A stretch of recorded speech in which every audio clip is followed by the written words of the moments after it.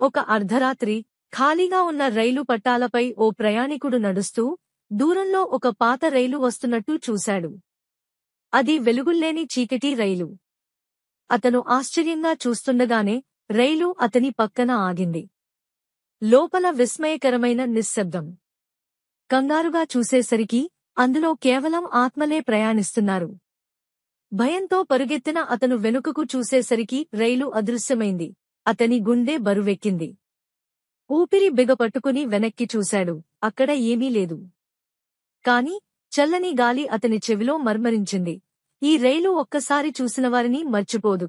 భయంతో నడక వేగించాడు. కాని కాళ్ళు లోసుగులోసుగుగా మారాయి. ఎదుటనుంచి అదే వెలుగులేని రైలు మళ్లీ ప్రత్యక్షమైంది. లోపలుండే ఆత్మలు అతన్ని లోపలికి ఆహ్వానిస్తున్నట్లు చేతులు చాపాయి. ఇక పరుగు తీర్చుకోవడానికి మార్గమే లేకుండా పోయింది. అతని శరీరం చెమటతో తడిసిపోయింది. వెనుదిరిగి పారిపోదామనుకున్నాడు. కాని కాళ్ళు కదలలేదు. ఆ రైలు దగ్గరపడుతున్న కొద్దీ ఆత్మల కేకలు గాలిలో మార్మోగాయి.